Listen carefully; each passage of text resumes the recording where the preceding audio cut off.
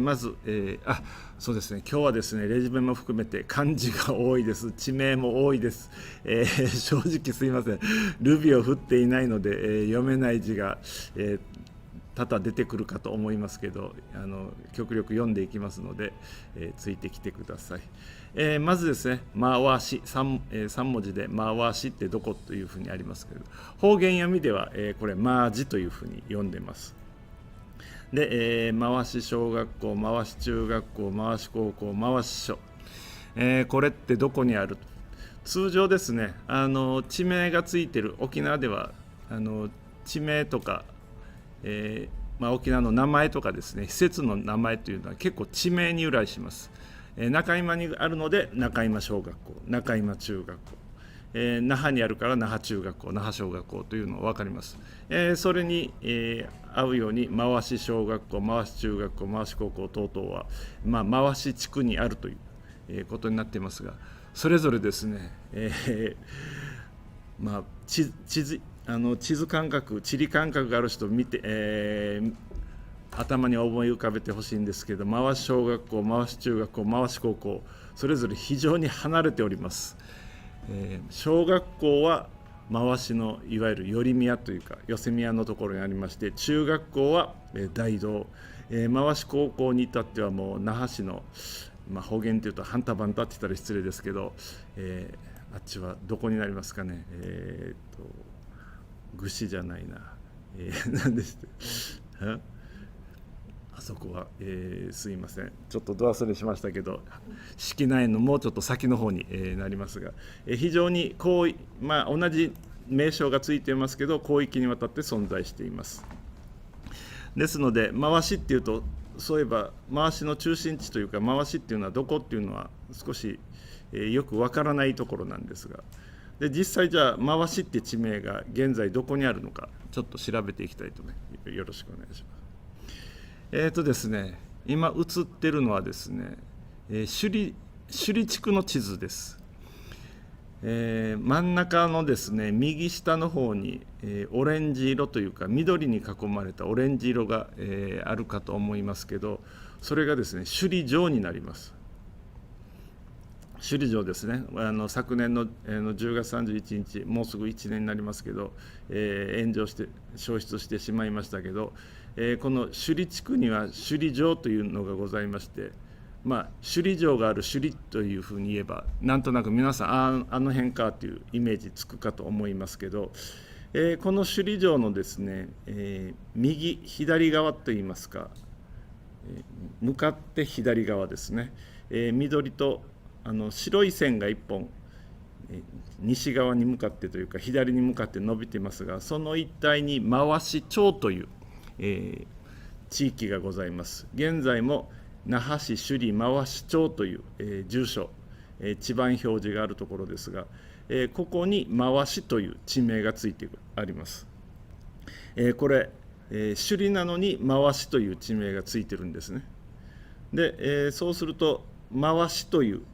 今言っているこの中山も含む回しっていうのは、じゃあどこから来てるのっていうところでちょっと話進めていきます。じゃあ次お願いします。すいません、手書きで大変申し訳ないんですが、この今の地図にですね、赤く、斜線を入れたところ、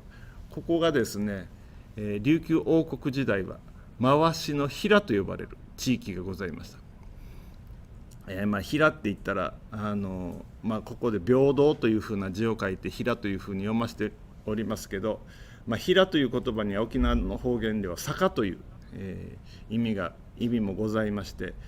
ここでいうところの平っていうのは、首里大地の坂の上というところで回しの平、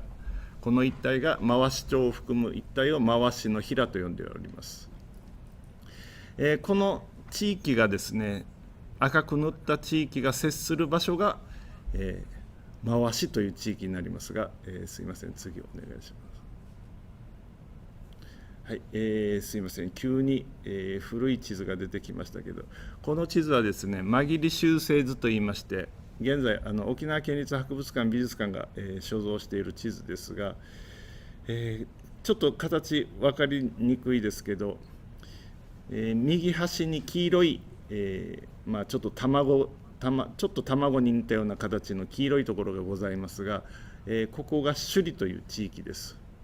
首里はですね、三平という、ところになりまして、回しの平、ハエの平、西の平という、3つの地域が集まって首里というふうに言っております。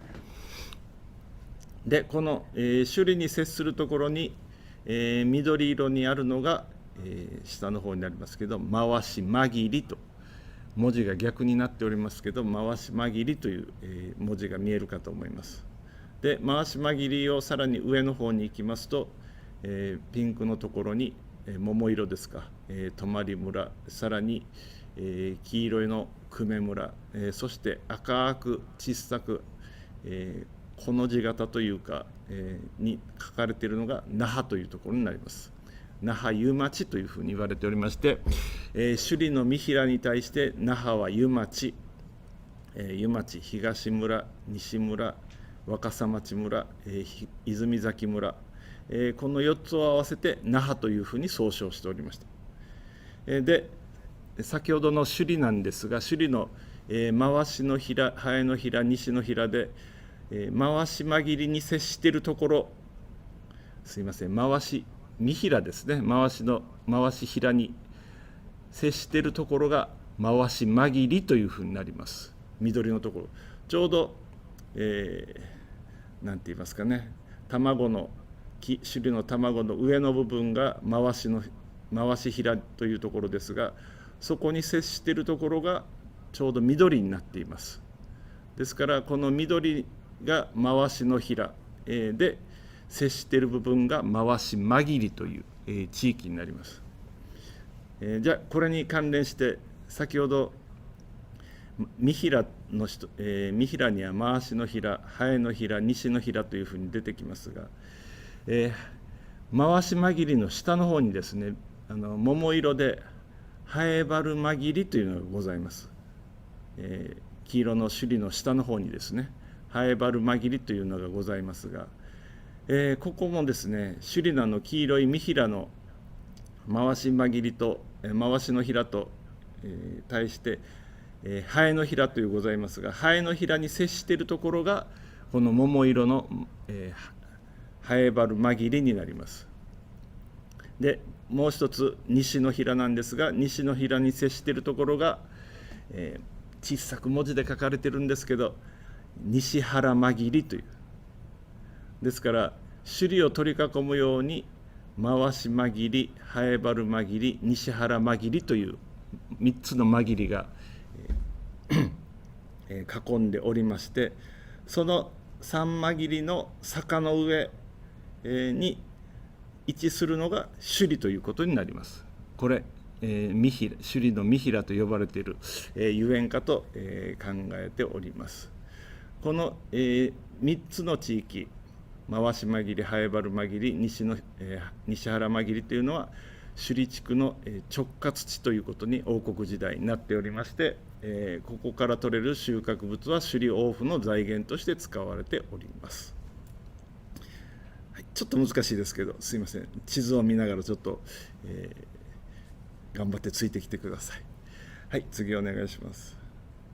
はい、先ほどの地図をですね、現在の地図に、落としたら、こういう形になります。この色を塗っているところがですね、現在の那覇市域です。海側に、青く塗っているところがですね、これは戦後の埋め立て地ですね。埋め立て地でございまして、黄色いところを、右側からですね、黄色いところが、現在の首里地域で、桃色のところが先ほど緑色で書いてありましたけど、こちらが回し地域になります。で、赤いところが、泊久米村を含んだ首里ですね。で緑が、空港のある小禄という小禄まぎりということになります。この4つの地域がですね、合併しまして現在那覇市という、地域になっております。右側にちょっと左側に書いておりますけど、沖縄県設置、琉球処分によりまして、久米村と泊村というのが、那覇に編入されております。そしてですね、明治38年には、回し間切りの一部でありました、牧志村、国際通りの、ところにありますけど、那覇市牧志というところと牧志村とですね、小禄間切りから、柿の花村を、那覇市に編入しまして、昭和の戦争前まではこの赤い地域が、かつての那覇市というところになります。沖縄戦が始まる75年前まではこの黄色い地域、首里が、首里市、桃色が回し村、赤いところが那覇市、緑色が小禄村ということになっております。じゃあこの間切りとですね、首里那覇との違いっていうのをちょっと少し見ていきたいと思いますので、次お願いします。少しここからちょっと難しいまた話になりますけど、琉球王国時代はですね、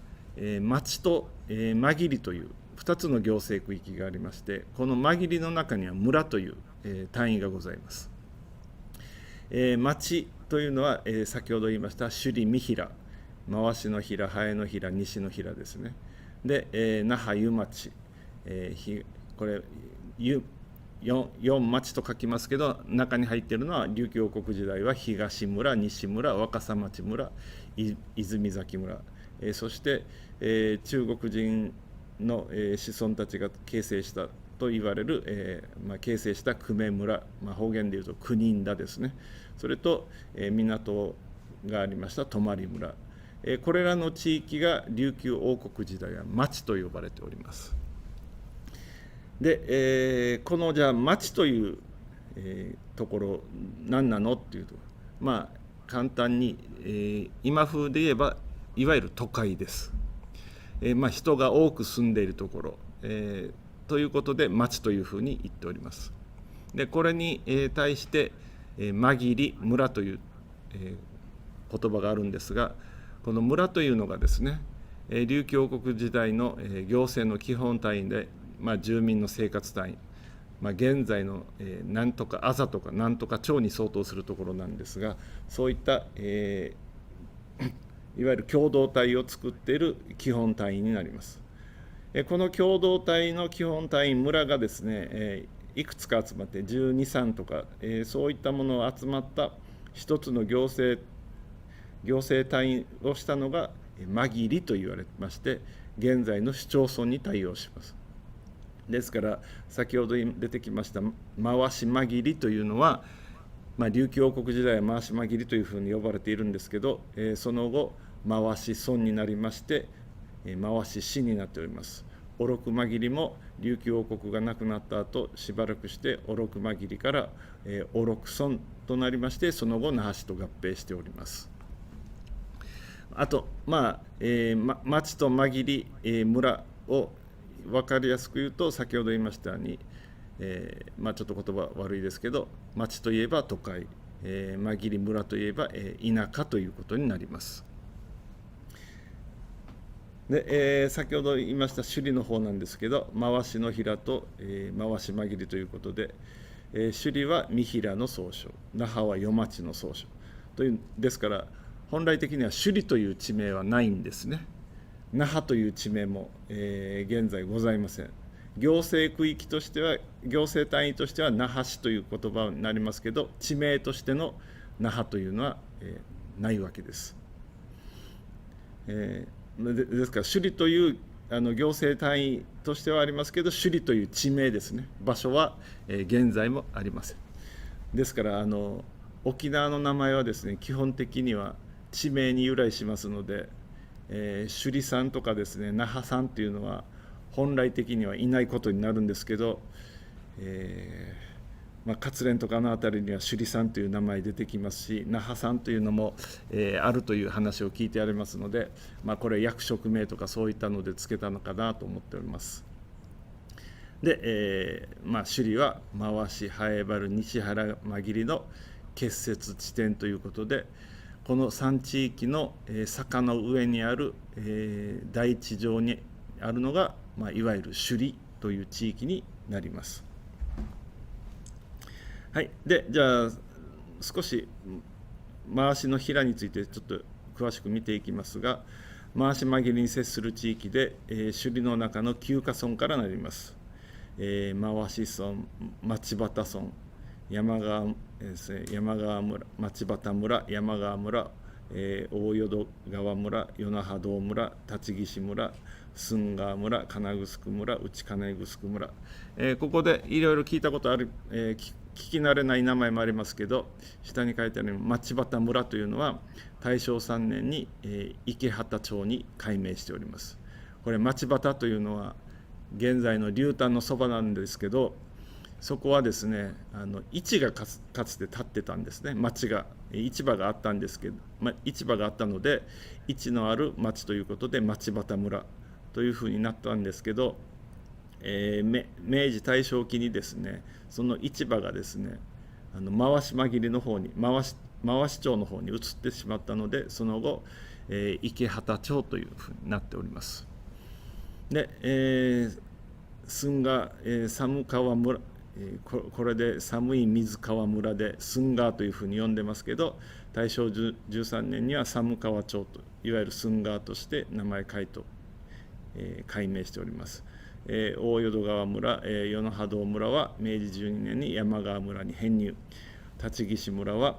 駿河村および山川村に編入、内金城は金城に編入ということで、現在の首里の、回し、町池畑、山川、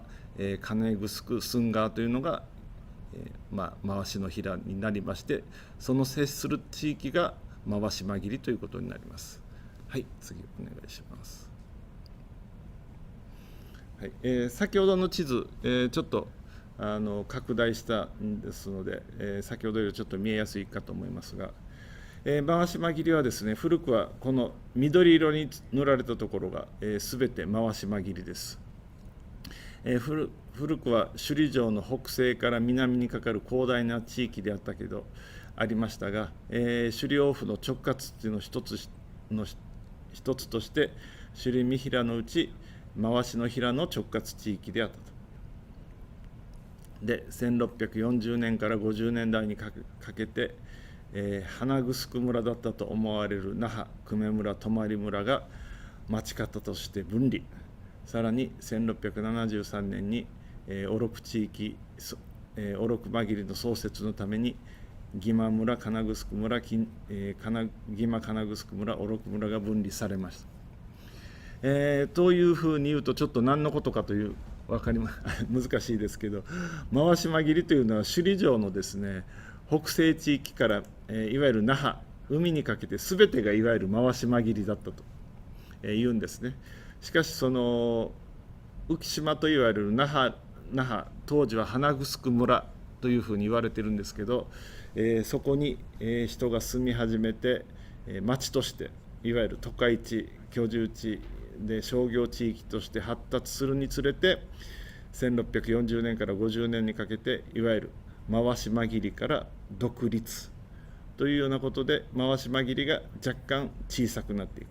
でさらには小禄地域ができたために、かつては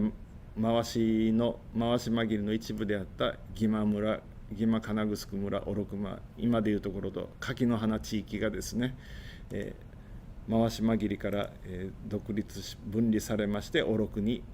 編入されるということで、回しは王国時代若干小さくなったということになりますが、それでも、首里に接する、地域紛れの一つとして、広大な場所を占めていたということが言えます。で、通常ですね、なんとかばぎりと言われるところにはドゥー村という、同じ村という字を書くんですけど、ドゥー村と呼ばれるところがございまして、そうですね、宜野湾紛れだったら宜野湾村とか、名護紛れだったら名護村とか、同じ紛れ名と同じ村がありまして、そこには村の番所が置かれるという、いわゆるその紛れの中の主村といいますか主有という、中心となる村として位置づけられるんですけど、それは大概回しとか西原とかそういった地名が付けられます。しかしですね、回し紛れはですね、首里にある回しの平というのが、回し紛れのいわゆる村主有として位置づけられたために、回しの紛れの中にですね、回し村というのが存在しないんですね。回し村の中には回しというなくて、そのために紛れ番所は、回し紛れの中の、上間村、式な上間、この緑でいうところと回し紛れって逆に字が書いてありますけど、そこの下の方に、紛れ番所が置かれるということになります。回し紛れの中でですね、州と位置づけられたのは式名村で、この大きい地域ですけど、明治13年琉球処分後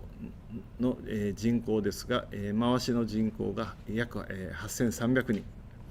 首里が当時約2万5000人、那覇が1万3000人、小禄が1万2000人、小禄結構多いですけど、これはですね、首里は小さいですけど役人も多いですし、首里勤めをしている人たち、そして町百姓と言われる人たちが、数多く住んでいましたので、やはり琉球王国時代は、一番人が多く住んでいる地域です。その次にやはり町になってます那覇で、小禄の方ですが、小禄は当時は柿の花地域がまだ小禄なので、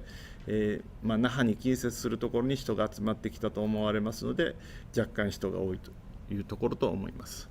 で、回しが8000人で、それが、後でも出てきますけど、昭和15年戦争前になりますと、首里が8000人、那覇がですね飛躍的に伸びまして7万6000人、小禄が9000人で、回しもですね1万7000人と非常に数が増えています。これはですね、首里はですね琉球処分後ですね、いわゆる琉球王国が解体されまして、沖縄県になった後ですね、県庁が那覇に置かれます。この赤い部分の方なんですけど、そうするとですね、仕事場がですね那覇に移っていくんですね。で、商業都市ということもあって那覇の人口が格段に増えていきます。首里はですね土地が少なく畑をするところもないということで、人口流出が続いていきます。いわゆる、首里から、他の地域に降りるヤードイという、人たちが、数多く出てきます。そういった受け皿の一つが、回し紛れでして、回しは首里から流れてくる、人々も受け入れつつ、人口が、多くなっていきます。で、回しの村なんですが、こちら下に書いてありますように、式名村、上間村、中今村、国場村、小羽倉村、余木村、牧志村、麻戸村、アメク村、阿邪村、真壁村、松川村、こう書いていると、もう今皆さん住所名でいくと那覇市式名1丁目何丁目上間中今というような具合で、現在ある那覇市のいわゆる住所番号と、同じ地名が出てくるので、ここが回しなのかっていうのが、分かりやすいかと思います。はい、次お願いします。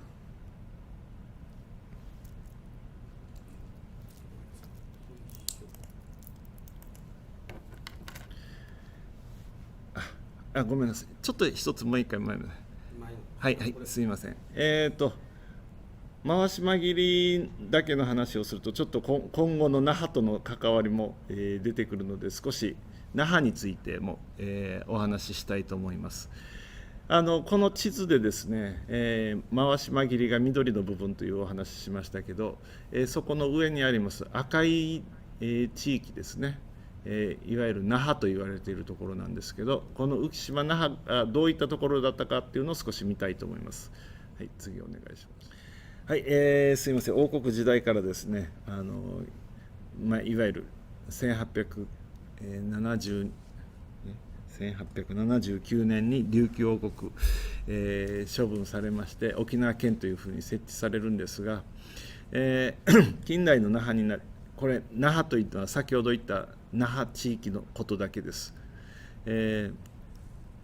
那覇地域のことだけって言ったらですけど、那覇首里回しおろくとちょっと違っていますので、それぞれお話ししますけど、琉球処分後ですね、琉球王国王府がなくなりまして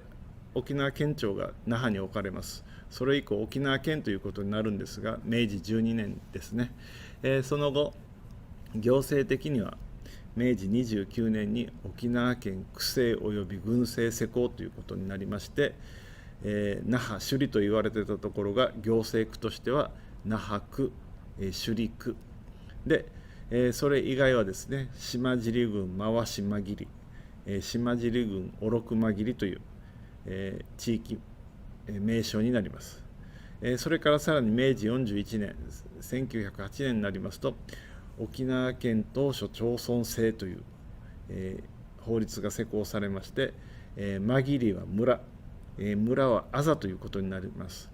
ここからですね回し間切りと言われていたところが回し村になりまして、おろく間切りと言われていたところが、おろく村になります。ここで現在の市町村に対応する何々村というのが出てくるわけですね。で、回し村で言いますと先ほど村の中にありました、敷名村、上間村、中今村、国場村というのが、この時からあざになります。ですから回し村あざ敷名、回し村あざ上間、回し村あざ中今というような形の行政区域になっています。この現代そのあざなんとかから現在は住居表示になりまして、中今1丁目とかですね敷名1丁目、上間1丁目2丁目とかいうような形で、行政区分されていくことになります。で、3番目に1921年大正10年、来年になりますけど那覇はですね市政施行100年ということになるわけですが、1921年に市政施行をされまして、当時区であった那覇区と首里区はですね市に昇格しまして、ここで那覇市首里市というのが誕生します。この段階で大正10年段階で現在の那覇市域には、那覇市、首里市、回し村、おろく村という4つの行政地域が誕生することになります。戦前の情報で、数字ですが、昭和15年当時那覇市は7万6000人、面積としては 5.11 平米、首里市は8000人、8800人、面積としては 2.45 平米、回し村が1万7000人、1万7500人、平米としては 12.29 平米、おろく村が9900人、約1万人ですね、平米として14.59 平米と、もう先ほどの地図ありましたように面積としてはもう回しおろくというのがもう首里那覇のもう数倍になりますでしょうか。そういった面積を誇っていて、特に回しおろくは、この時期になりますと首里よりも人口が多くなっていくということになります。これは先ほど言いましたけど、首里は、琉球王国解体後、いわゆる畑ができない、商売ができないということでどんどん人が流れていきまして、回しおろくはですね那覇に近接するということで、人口が流入していって人口が増えていくということになります。はい、次お願いします。はい、少しちょっと細かい話になりますけど、明治41年以降に、回し村で、あざができますけど、そこからですね、回しは行政区分が、大きい土地、大きい地域ですので、そこからですねさらに区画がどんどん誕生していきまして、明治42年には敷名からですね半田川というと、ですから半田川っていうのはですねかつては式名村の一部だったんです。で、小羽倉も大きいところだったんですけど、小羽倉から、坪川曽部が分立、ですから坪川曽部も、明治42年までは小羽倉村の一部ということで、そのような形で、阿邪からメカルが出る、式名からさらに回しが出る。ですから式名からは半田川とマージが分立するんですね。で小羽倉からさらに松尾が出る、真壁から古島が出る、アメクからは、上野屋が出る、麻戸から大道、余木から日川で、曽部からはさらに二中前、松尾からは県庁前というふうに、これですね、人口が増えていくたんびに、人が増えていくたんびに行政区がどんどんまたできていくという状況になります。地名としてはこれらの地名は王国時代の地名ではないんですけど、半田川とか曽部とか、マージ松尾っていうのは行政地名として現在今地名として、出てきています。いわゆる那覇市松尾とかですね、そういった風な形で、地名として、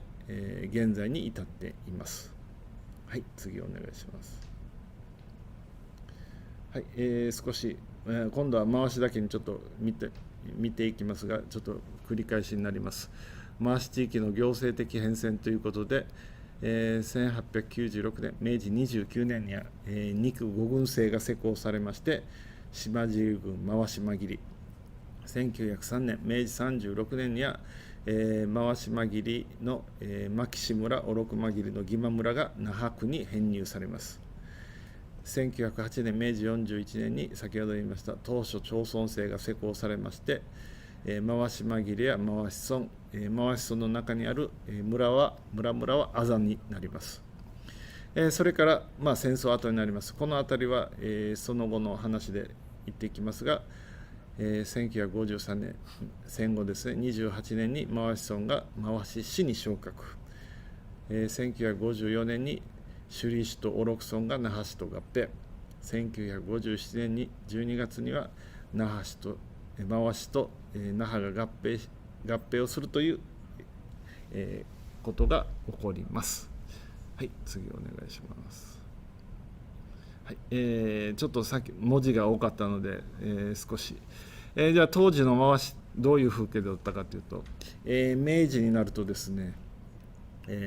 写真が出てきて当時の雰囲気を知ることができますが、この左側の写真はですね、いわゆる坂下、田崎病院があるところのいわゆる交差点、坂下から首里の方に登っていく坂なんですけど、そこの坂の上から、見た回し地域といいますか、いわゆる坂の向こう側に広がっているのはもうほとんどいわゆる耕作地といいますか農地といいますか、いわゆる人が住んでるというような世界ではなくて、いわゆる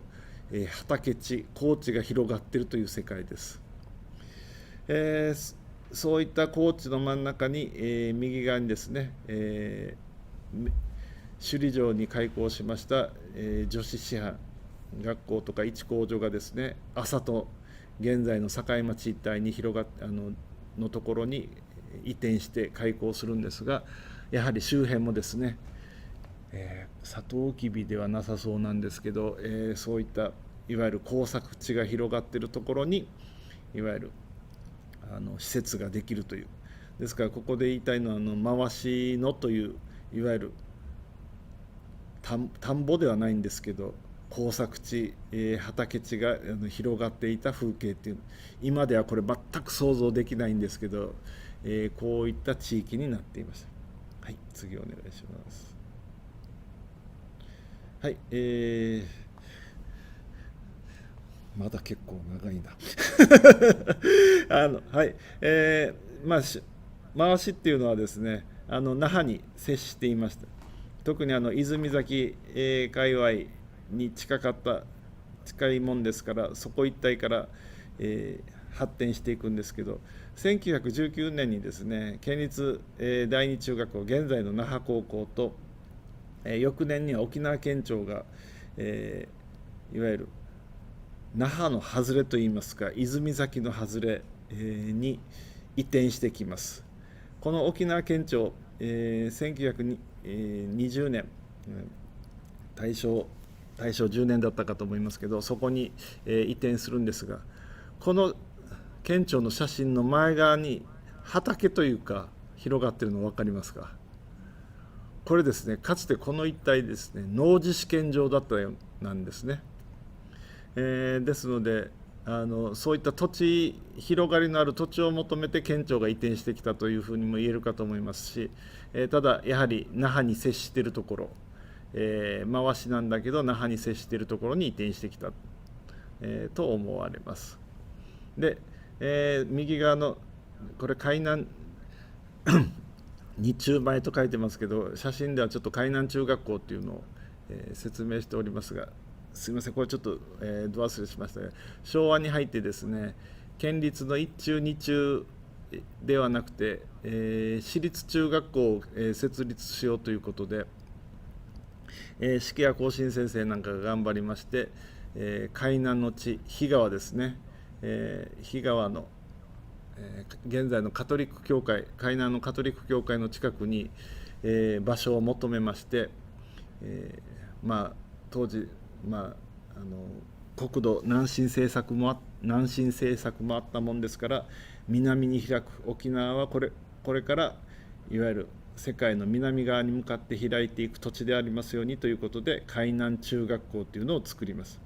この中学校ができたので、現在も一帯を全て海南という、地名としては海南というのはないんですけど、海南中学校ができたので、一帯のことを現在でも海南と呼んでいます。話ちょっとずれますけど、戦後ですね、坪谷小学校の次に海南小学校っていうのができるんですが、できた場所がですね、現在の裁判所のあたりにできたもんですから、当初海南小学校ってで、しかしそこは裁判所と国有地だったので移転しないといけないということで、現在の泉崎の、市役所の隣に引っ越してきたんですけど、名前はですねそのまま海南という、ですから、海南の場所にはないんですけど、海南小学校という地名だけ、名前だけを現在も引き継いで学校を、しています。はい、次お願いします。